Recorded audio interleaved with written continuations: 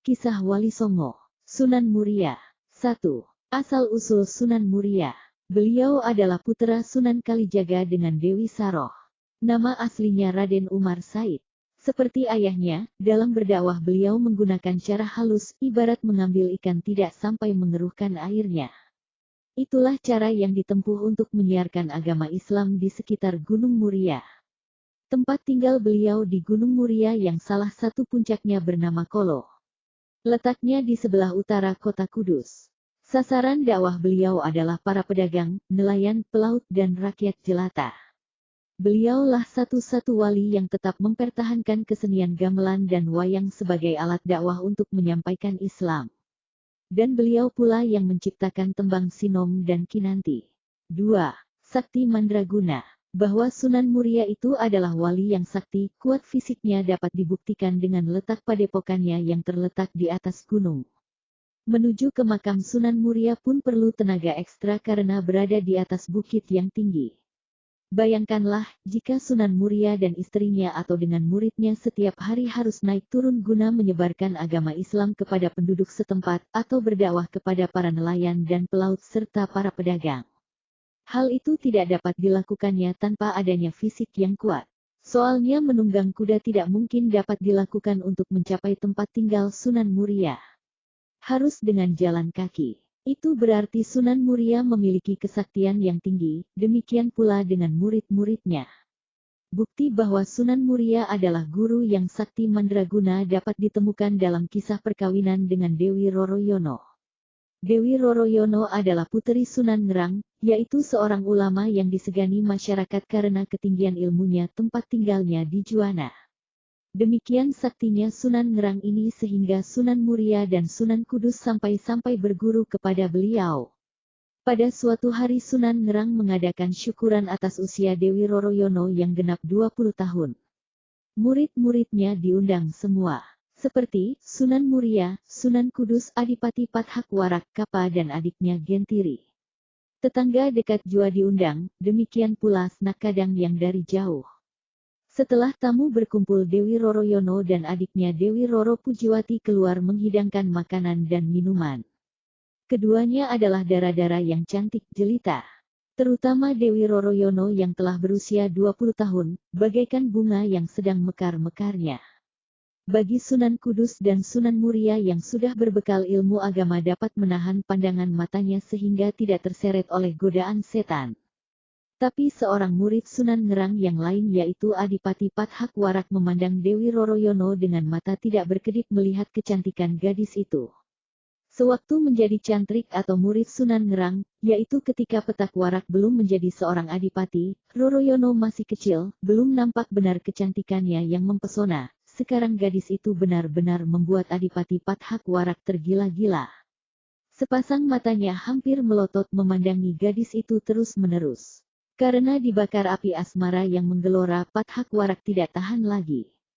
Dia menggoda Roroyono dengan ucapan-ucapan yang tidak pantas. Lebih-lebih setelah lelaki itu bertindak kurang ajar.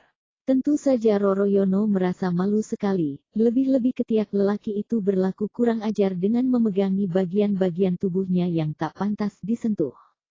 Si gadis naik pitam, nampan berisi minuman yang dibawanya sengaja ditumpahkan ke pakaian sang adipati. Pathak Warak menyumpah-nyumpah, hatinya marah sekali diperlakukan seperti itu. Apalagi dilihatnya para tamu undangan menertawakan kekonyolan itu, dia pun semakin malu. Hampir saja Roroyono ditamparnya kalau tidak ingat bahwa gadis itu adalah puteri gurunya.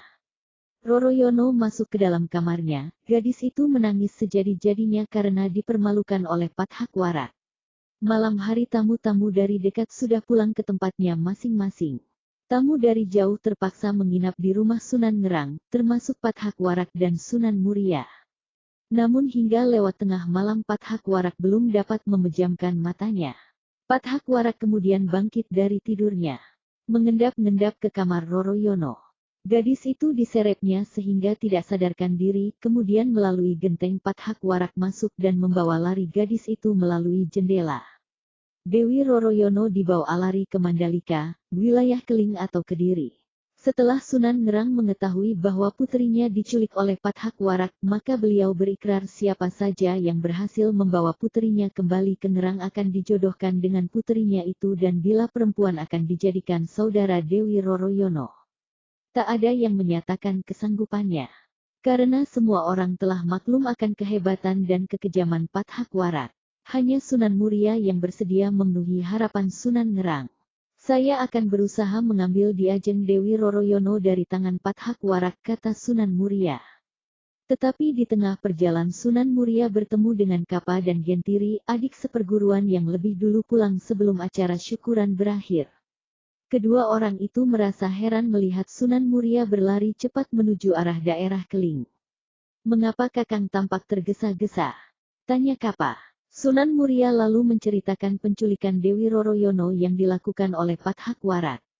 Kapa dan Gentiri sangat menghormati Sunan Muria sebagai saudara seperguruan yang lebih tua. Keduanya lantas menyatakan diri untuk membantu Sunan Muria merebut kembali Dewi Roroyono.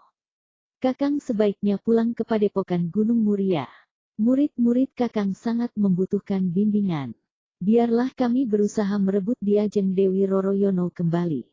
Kalau berhasil Kakang tetap berhak mengawininya, kami hanya sekedar membantu," kata Kapa. "Aku masih sanggup untuk merebutnya sendiri," ujar Sunan Muria. "Itu benar, tapi membimbing orang memperdalam agama Islam lebih penting, percayalah pada kami. Kami pasti sanggup merebutnya kembali," kata Kapa ngotot. Sunan Muria akhirnya meluluskan permintaan adik seperguruannya itu. Rasanya tidak enak menolak seseorang yang hendak berbuat baik. Lagi pula ia harus menengok para santrinya di Padepokan Gunung Muria. Untuk merebut Dewi Roroyono dari tangan Pathak Warak, Kapa dan Gentiri ternyata minta bantuan seorang Wiku Lodang Datuk di Pulau Seprapat yang dikenal sebagai tokoh sakti yang jarang tandingannya. Usaha itu berhasil. Dewi Roroyono dikembalikan ke Ngerang. Hari berikutnya Sunan Muria hendak ke Ngerang. Ingin mengetahui perkembangan usaha Kapa dan Gentiri. Di tengah jalan beliau bertemu dengan Adipati Pathak Warak. "Hai Pathak Warak, berhenti kau," bentak Sunan Muria. Pathak Warak yang sedang naik kuda terpaksa berhenti karena Sunan Muria menghadang di depannya. "Minggir, jangan menghalangi jalanku," hardik Pathak Warak. "Boleh asal kau kembalikan Dewi Roroyono." "Goblok, Dewi Roroyono sudah dibawa Kapa dan Gentiri. Kini aku hendak mengejar mereka," umpat Pathak Warak. "Untuk apa kau mengejar mereka?" "Merebutnya kembali," jawab Pathak Warak dengan sengit. "Kalau begitu langkahi dulu mayatku, Dewi Roroyono telah dijodohkan denganku," ujar Sunan Muria sambil pasang kuda-kuda. Tanpa basa-basi Pathak Warak melompat dari punggung kuda. Dia merangkak ke arah Sunan Muria dengan jurus-jurus cakar harimau. Tapi dia bukan tandingan putra Sunan Kalijaga yang memiliki segudang kesaktian.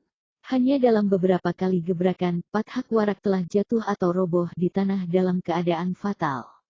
Seluruh kesaktiannya lenyap dan ia menjadi lumpuh, tak mampu untuk bangkit berdiri apalagi berjalan. Sunan Muria kemudian meneruskan perjalanan ke Juwana. Kedatangannya disambut gembira oleh Sunan Ngerang.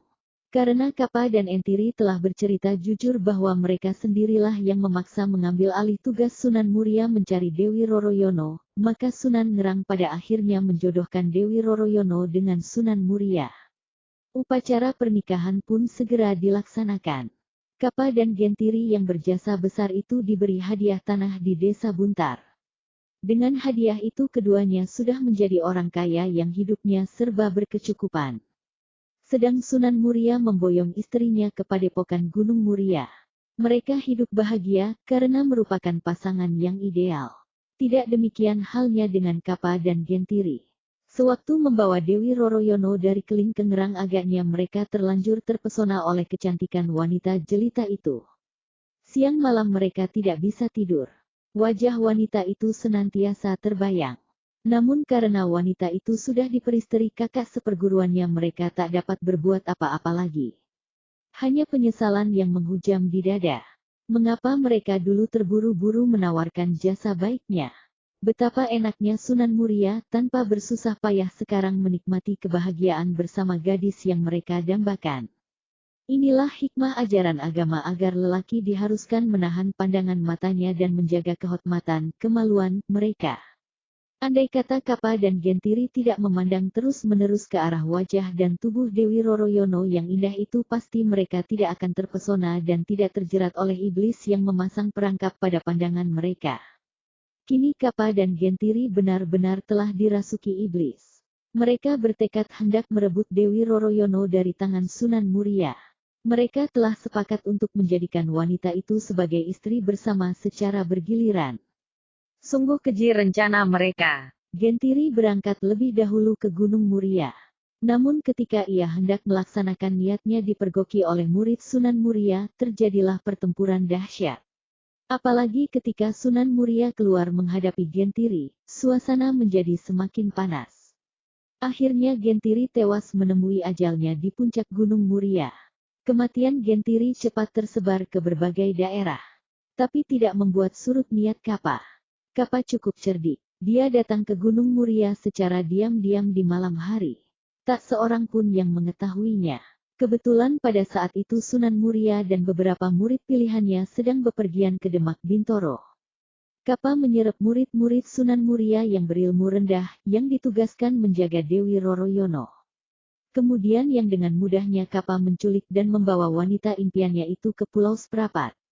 Pada saat yang sama, sepulangnya dari Demak Bintoro, Sunan Muria bermaksud mengadakan kunjungan kepada Wiku Lodang Datuk di Pulau Seprapat. Ini biasanya dilakukannya bersahabat dengan pemeluk agama lain bukanlah suatu dosa. Terlebih Sang Wiku itu pernah menolongnya merebut Dewi Roroyono dari Pathak Warak. Seperti ajaran Sunan Kalijaga yang mampu hidup berdampingan dengan pemeluk agama lain dalam suatu negeri. Lalu ditunjukkan akhlak Islam yang mulia dan agung. Bukannya berdebat tentang perbedaan agama itu sendiri. Dengan menerapkan ajaran-ajaran akhlak yang mulia itu, nyatanya banyak pemeluk agama lain yang pada akhirnya tertarik dan masuk Islam secara sukarela. Ternyata kedatangan Kapa ke Pulau Seprapat itu tidak disambut baik oleh Wiku Lodang Datuk. Memalukan. Benar-benar nista perbuatanmu itu.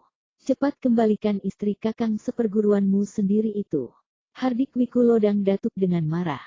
Bapak guru ini bagaimana, bukankah aku ini muridmu? Mengapa tidak kau bela? Protes Kapa. Sampai mati pun aku takkan sudi membela kebejatan budi pekerti walau pelakunya itu muridku sendiri. Perdebatan antara guru dengan murid itu berlangsung lama. Tanpa mereka sadari Sunan Muria sudah sampai di tempat itu. Betapa terkejutnya Sunan Muria melihat istrinya sedang tergolek di tanah dalam keadaan terikat kaki dan tangannya. Sementara Kapa dilihatnya sedang adu mulut dengan gurunya yaitu Wiku Lodang Datuk. Begitu mengetahui kedatangan Sunan Muria, Kapa langsung melancarkan serangan dengan jurus-jurus maut. Wiku Lodang Datuk menjauh, melangkah menuju Dewi Roroyono untuk membebaskan belenggu yang dilakukan Kapa. Bersamaan dengan selesainya Sang Wiku membuka tali yang mengikat tubuh Dewi Roroyono. Tiba-tiba terdengar jeritan keras dari mulut Kapa. Ternyata serangan dengan pengerahan aji kesaktian yang dilakukan Kapa berbalik menghantam dirinya sendiri. Itulah ilmu yang dimiliki Sunan Muria. Mampu membalikkan serangan lawan. Karena Kapa menggunakan aji pamungkas yaitu puncak kesaktian yang dimilikinya, maka ilmu itu akhirnya merenggut nyawanya sendiri. Maafkan saya Tuan Wiku, ujar Sunan Muria agak menyesal. Tidak mengapa. Menyesal aku turut memberikan ilmu kepadanya. Ternyata ilmu itu digunakan untuk jalan kejahatan, gumam Sang Wiku. Bagaimanapun Kapa adalah muridnya, pantaslah kalau dia menguburkannya secara layak. Pada akhirnya Dewi Roroyono dan Sunan Muria kembali ke padepokan dan hidup bahagia.